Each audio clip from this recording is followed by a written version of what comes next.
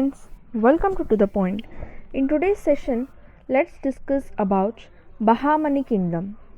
The founder of Bahamani Kingdom was Alauddin Bahman Shah.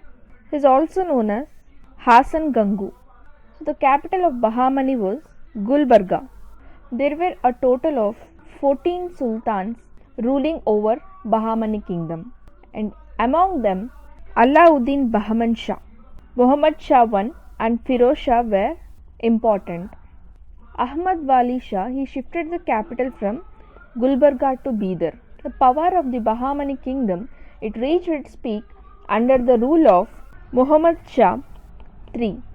The Bahamani Kingdom, it was extended from Arabian Sea to the Bay of Bengal.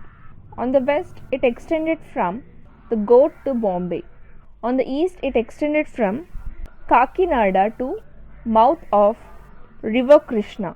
The successes of Muhammad Shah, it was due to the advice and services of his minister called Muhammad Gawan.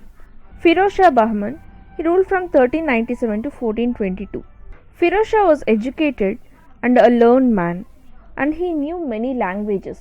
He had wives from different linguistic backgrounds. He built astronomical observatory in Daulatabad. He married daughter of Devaraya I, and he was later defeated by Devaraya I. He gave up the power to his brother Ahamad Shah. Ahamad Shah, he was also known as Wali, as he was treated as a Sufi saint. Ahmad Shah shifted the capital from Gulbarga to Bidar. A famous North Indian saint, Gesudharis, a saint of Chishti Silsila, he visited during this period. Muhammad Gawan. The Bahamani Kingdom reached its peak under the guidance of Muhammad Gawan. Muhammad Gawan, he was a Persian merchant, and he came to India at the age of 42 and joined the services of Bahamani Kingdom. Slowly he became the chief minister due to his personal qualities, and he remained very loyal to the kingdom. He lived a very simple life. Muhammad Gawan, he was a learned person.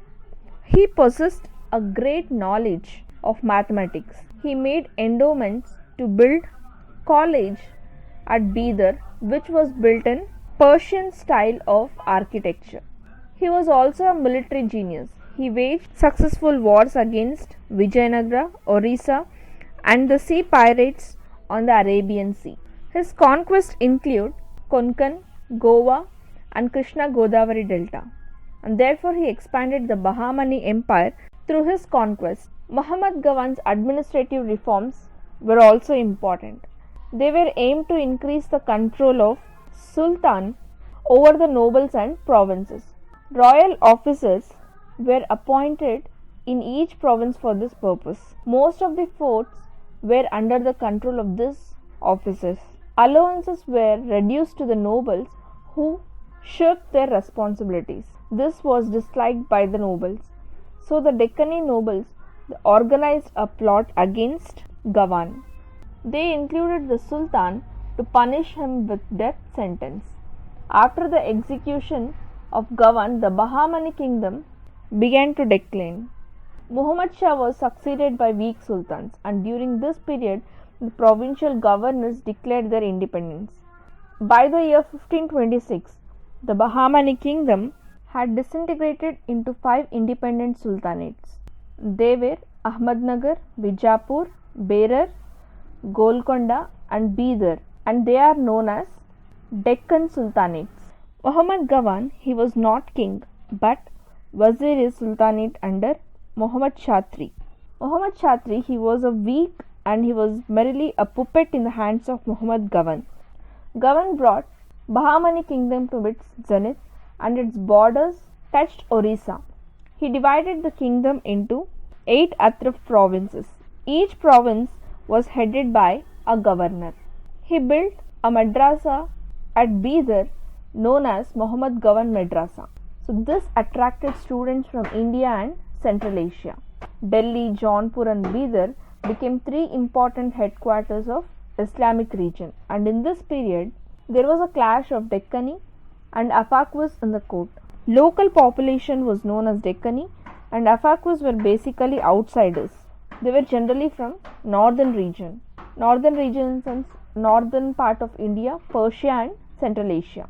Deccanists, they themselves were outsiders, but they had settled earlier than Afaquis. Gavan, he was an Afaqui himself and he was killed by a Deccanese. After his death, the kingdom was divided into 5 kingdoms, which though they were not large but very strong.